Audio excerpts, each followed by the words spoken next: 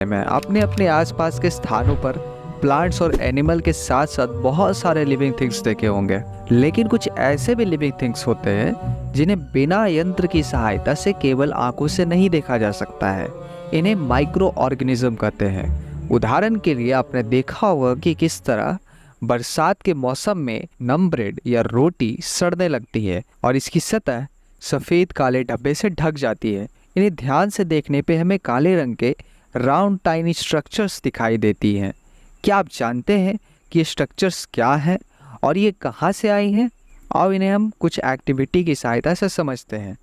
इसके लिए हम गार्डन से थोड़ी सी गीली मिट्टी लेंगे और इसमें थोड़ा पानी डालेंगे। आफ्टर सम टाइम जब मिट्टी के सारे मॉलिक्यूल्स पानी के अंदर बैठ जाएंगे तो इस वाटर की कुछ ड्रॉप स्लाइड पे रख कर जब हम इस वाटर को किसी मैग्नीफाइंग ग्लास की सहायता से देखते हैं तो हमें पता चलता है कि इस मिट्टी वाले पानी में ये माइक्रो ऑर्गेनिज्म इतने छोटे हैं कि इन्हें बिना यंत्र की सहायता से नहीं देखा जा सकता। इसमें से कुछ जैसे कि ब्रेड पे लगने वाले फंगस को मैग्नीफाइंग ग्लास की सहायता से देख सकते हैं, जबकि बहुत सारे माइक्रो ऑर्गेनिज्म को देखने के लिए हमें माइक्रोस्कोप की आवश्यकता होती है। यही कारण है कि इन्हें माइक्रो ऑर्गेनिज्म कहते हैं, मतलब ऐसे living things which we can't see with our normal eyes. There has to be a magnifying glass or microscope in order to see them. Microorganism को मेनली 4 पार्ट्स में डिवाइड किया गया है, जिसमें सबसे पहले आता है बैक्टीरिया, उसके बाद फंगाई,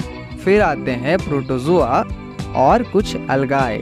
अब यहाँ पे ध्यान देने वाली बात यह है कि वायरसेस भी माइक्रोस्कोपिक हैं, बट एक चीज़ जो इन्हें बाकी सारे माइक्रोऑर्गेनिज्म से अलग बनाती है और वो है कि ये सिर्फ होस्ट ऑर्गेनिज्म के सेल में रिप्रोड्यूस कर सकते हैं। यानी अनलाइक बैक्टीरिया और फंगा और प्रोटोजोआ, वायरसेस खुद से प्रोड्यूस नहीं कर सकते। Instead they rely on host organism to reproduce. कुछ नॉर्मल डिसीजेस जैसे कि जुकाम, फ्लू और ज़्यादातर खांसी वायरसेस द्वारा होती है, जबकि कुछ विशेष रोग जैसे कि पोलियो और चिकन पॉक्स भी वायरसेस द्वारा ही होती हैं।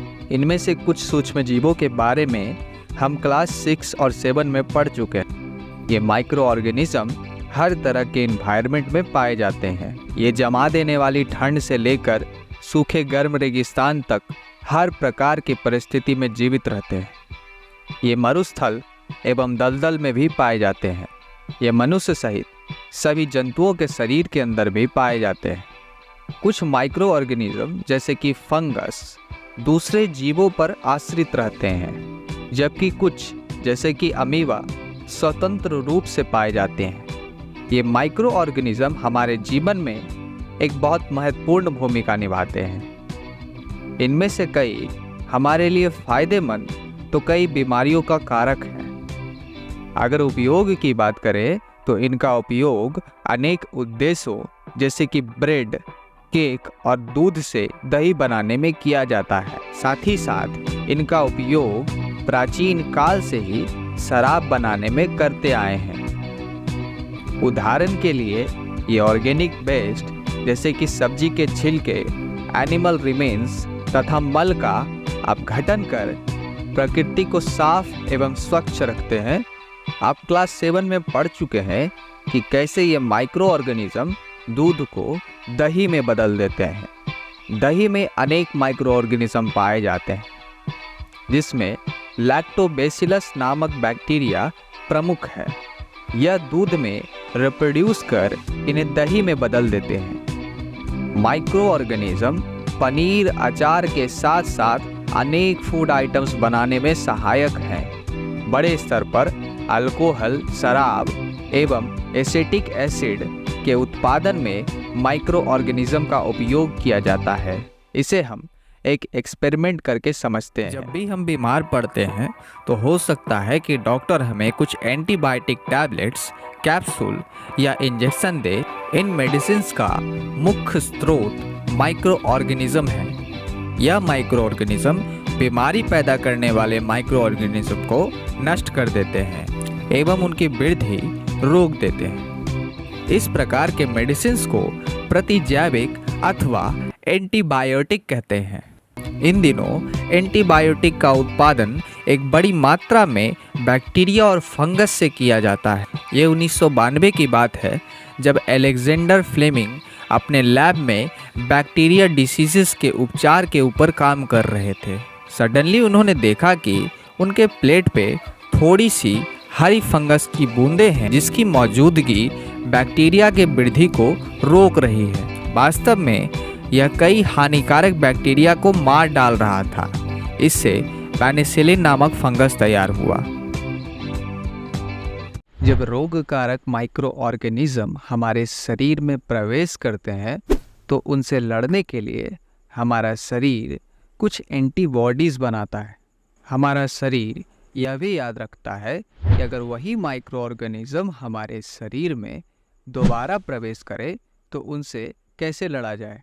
यानी यदि मरे हुए अथवा डिसएक्टिवेटेड माइक्रो ऑर्गेनिज्म को जानबूझकर किसी स्वस्थ व्यक्ति के शरीर में प्रवेश करवाया जाए तो उस व्यक्ति का शरीर उस माइक्रो ऑर्गेनिज्म को याद कर लेगा और उस माइक्रो ऑर्गेनिज्म से खुद को सेफ रखने के लिए अपने अंदर एंटीबॉडीज तैयार कर लेगा। यह एंटीबॉडी हमारे शरीर में हमेशा के लिए बनी रहती है तथा रोगकारक माइक्रो ऑर्गेनिज्म से सदा हमारी सुरक्षा करती है। जिसे हम टीका या वैक्सीन कहते हैं वह ऐसे ही कार्य करता है। बहुत सारे डिसीजेस जैसे कि क्लोरा, ट्यूबरक्लोसिस, स्मॉल पॉक्स और हेपेटाइटिस वैक्सीनेशन द्वारा रोके जा सकते हैं। एडवर्ड जेनर ने चेचक के लिए यानी स्मॉल पॉक्स के लिए 1798 में स्मॉल पॉक्स के वैक्सीन की खोज की थी। आपके बचपन में आपको भी अनेक रोगों से रक्षा करने के लिए वैक्सीन लगाए गए होंगे। सभी बच्चों को इन रोगों से सुरक्षा की आवश्यकता है। आवश्यक टीके निकट के अस्पताल में उपलब्ध होते हैं। बच्चों को पोलियो से बचाने के लिए आपने टीवी एवं न्यूज़पेपर में विज्ञापन देखे होंगे। वास्तव में पोलियो की ड्रॉप बच्चों को दी जाने वाली एक वैक्सीन या टीका है। इसके अलावा स्मॉल पॉक्स के खिलाफ एक विश्वव्यापी अभियान चलाया गया जिसके परिणाम स्वरूप दुनिया के अधिकांश भागों से स्मॉल पॉक्स का खात्मा हो गया। And man will have won another victory over pain and death. आजकल एक बड़े स्तर पे वैक्सीन्स का प्रोडक्शन माइक्रो ऑर्गेनिजम्स द्वारा किया जाता है। Did you get the vaccine? Oh, yes, I'm vaccinated, yes. जिसमें मनुष्य एवं अनेक जंतुओं को अनेक रोगों से बचाया जाता है। सो फिलहाल आज की वीडियो में सिर्फ इतना ही गाइस। मैं तुमसे मिलता हूँ माइक्रो ऑर्गेनिज्म के नेक्स्ट पार्ट में, जहाँ हम लोग बात करेंगे कि कैसे ये माइक्रो ऑर्गेनिज्म हमारे और हमारे प्रकृति के लिए हार्मफुल साबित होती है। तो अगर तुम्हें वीडियो अच्छी लगी तो लाइक कर दो, चैनल पर नए हो तो सब्सक्राइब करो। अगर तुम चाहो तो राइट वाली वीडियो पर क्लिक करके नेक्स्ट पार्ट देख सकते हो।